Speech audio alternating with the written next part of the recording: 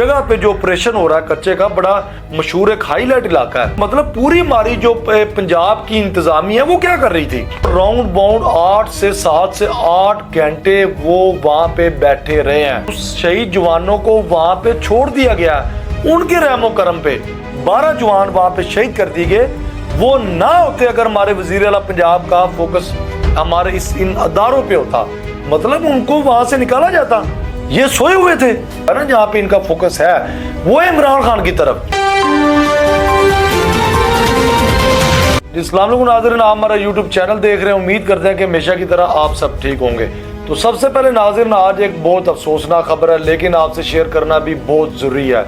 जिस तरह के नाज़रीन आपको पता होगा कि 3 से 4 दिन पहले कच्चे के इलाके में पुलिस के जवानों को वहां पे शहीद कर दिया गया, और उसके बाद पुलिस के लिए एक टारगेट बन चुका था, सर्च ऑपरेशन वहां का करना बहुत लाजम हो चुका था। तो उसके बाद जो हुकूमत की तरफ से जो नए डीपीओ साहब जो तैनात हुए हैं, उन्होंने एक काफ़ी दस्ते तैयार किए और उसके बाद वहां पे कच्चे के इलाके के लिए रवाना कर दिए गए। नाज़रीन, कच्चे के इलाके से पहले कोई मोटरवे का कोई इंटरचेंज आता है, तो वहाँ पे जो 25 पुलिस के जवान होते हैं वहाँ पे उतर जाते हैं, और वहाँ पे जब उतरने के बाद जो उस टाइम जो उनके इंचार्ज होते हैं उनको ये कहा जाता है बकौल पुलिस के कि वो 25 पुलिस के जवान अपने इंचार्ज को ये कहकर पुलिस के वैन से उतर जाते हैं कि जी हम अपनी जीते जी अपनी जानों को खतरे में नहीं डालना चाहते, उस मौत के मुंह में नहीं लेकर जाना चाहते, लिहाजा आप कोई और बंदोबस्त कर लें। तो उसके बाद जो डीपीओ साहब होते हैं रहीम यार खां के, जो नए तैनात होते हैं, तो उनकी तरफ से एक बयानिया जारी किया जाता है जी कि उनके जो 25 जवान उतरते हैं तो उनके मुतबादल पुलिस का दस्ता और वहाँ पे भिजवा दिया जाता है। तो नाज़रीन, जहाँ तक तो इनकी बात होगी ठीक, तो यहाँ पे एक इस नालायक हुकूमत के लिए एक बहुत बड़ा सवालिया निशान खड़ा होता है, पैदा होता है। वो ये होता है कि हमारे तो पुलिस के जो जवान थे वो इस तरह के नहीं थे।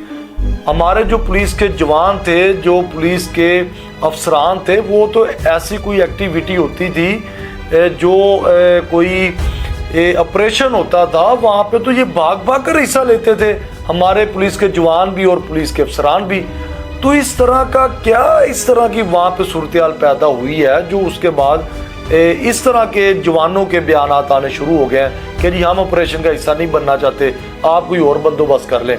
तो यहाँ पे नाजरीन, हमारी इसके पीछे बहुत बड़ी जो रीजन है, वजह, वो हमारी हुकूमत है, ये नालायक हुकूमत है। तो इसके बाद आप डेफिनेटली ये सोच रहे होंगे कि यार इसके पीछे जनाब गवर्नमेंट की क्या वजह आ गई जी, इसमें गवर्नमेंट की नालायकी कहाँ पे आ गई जी। तो ज़रूर आप सोच रहे होंगे, मुझे बिल्कुल पता है। तो इस बारे में मैं आपसे कोई थोड़ी वजाहत करूँगा कि नाज़रीन आप देखें कि जब वहाँ पे ऑपरेशन हो रहा था तो राउंड बाउंड मेरे ख्याल में वो कह रहे थे जी कि ड्यूटी चेंज होने का टाइम था। बकौल आईजी साहब, आईजी पंजाब साहब डॉक्टर उस्मान अनवर, बकौल उनके ये अल्फाज है कि जी वो ड्यूटी चेंज होने का टाइम था। वहाँ पे वो दस्ता चेंज होने आ रहा था और नया दस्ता, उनकी ड्यूटी ऑफ हो गई थी और जो नई ड्यूटी थी उन्होंने आना था। तो वो जब वापस आ रहे थे तो बारिश थी, मौसम ख़राब था, तो कोई चिकड़ चुकड़ वगैरह आया, वहाँ पे गाड़ी इनकी फंस गई।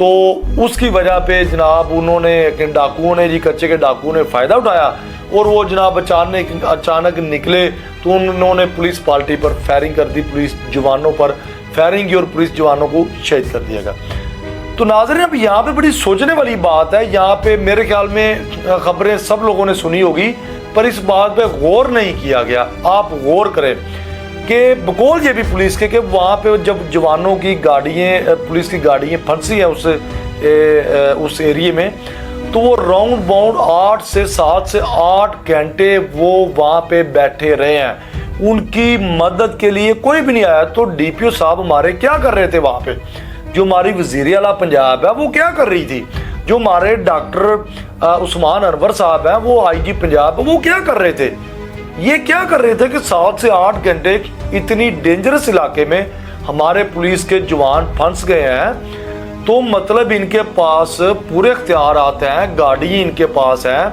एलीट की गाड़ी है, इनके पास वायरलेस सिस्टम होता है। मतलब उन इतने डेंजरस जगह पे जो ऑपरेशन हो रहा है कच्चे का, बड़ा मशहूर एक हाईलाइट इलाका है, तो वहाँ पे मतलब हमारे डीपीओ साहब सोए हुए थे, वजीर आला पंजाब जो मरियम नवाज है सोई हुई थी, आईजी पंजाब हमारे सोए हुए थे। मतलब पूरी हमारी जो पंजाब की इंतजामिया है वो क्या कर रही थी? ये बहुत बड़ा हमारी हुकूमत के लिए सवालिया निशान है कि वहाँ पे एक कच्चे के इलाके के चंद डाकू मतलब 10-12 निकल कर आ जाते हैं और हमारे 10-12 एक पुलिस के जवानों को वहाँ पे शहीद कर दिया जाता है। तो उनके पास तो इतनी रिसोर्सेज भी नहीं है, उनके पास इतनी बंदूकें नहीं है, असला नहीं है, वो एक बड़े मतलब भी छुप छुप के रह रहे हैं। तो हमारे पास पुलिस के पास तो हमारी हुकूमत के पास वो सब कुछ था।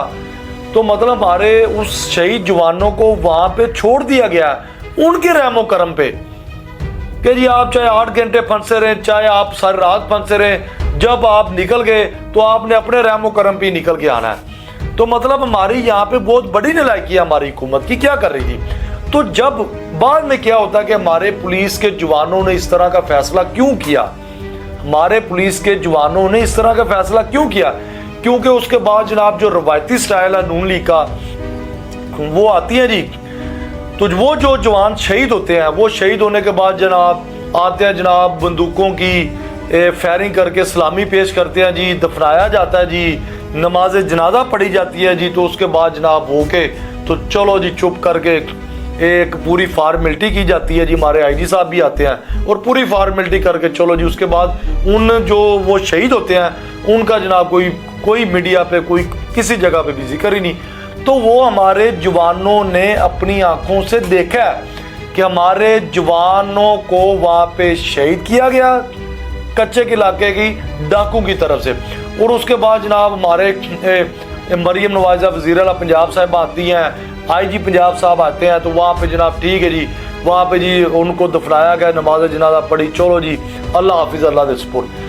तो नाजरीन वहाँ पे हमारे जो पुलिस के जवान है, जो वहाँ की अवाम है, पुलिस के अफसरान, उन्होंने देखा कि क्या किया कि अगर इसके बाद अल्लाह ना करे, मैं सबसे पहले ये कहूँगा अल्लाह ना करे, अल्लाह 1000 बार ना करे, खुदा ना खासा, अगर उसके बाद उन जो वो पुलिस के जवान उतरे हैं उन्होंने ये डेफिनेटली कि उनके माइंडों में ज़हनों में ये बात गई होगी, ये ख्यालात का इजहार उन्होंने आपस में किया होगा कि अगर हमारे साथ ये मैंने पहले बात की कि खुदा ना खासा अल्लाह 1000 बार ना करे कि उनके ये ज़रूर ये ज़हनों में बात गई होगी कि हमारे साथ अगर इस तरह का वाक़या हो जाता है, हमें शहीद कर दिया जाता है, तो उसके बाद क्या हमारे साथ भी इस तरह का होगा, हमारे साथ भी यही रवैया अख्तियार किया जाएगा कि जी आएंगे जी नमाज जनाजा पढ़ी जाएगी और चुप करके चलो जी मीडिया पे कोई बात, किसी चीज़ पे भी कोई बात।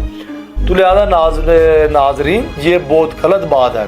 हमारे जो वाम के टैक्सों से ये मरियम नवाज जो याशी टीटो पार्टी कर रही हैं, अगर वहाँ पे ये चली जाती और वहाँ पे 2-3 दिन का, चाहे इनको 10 दिन का स्टे करना पड़ता, ये हमारी वज़ीर आला पंजाब वहाँ पे करती, हमारे आईजी पंजाब साहब करते और एक एक जवान के घर में जाया जाता और उनकी फैमिलीज के साथ एक एक दिन या चंद घंटे अगर उनको दे दिए जाते तो क्या तकलीफ थी इनको।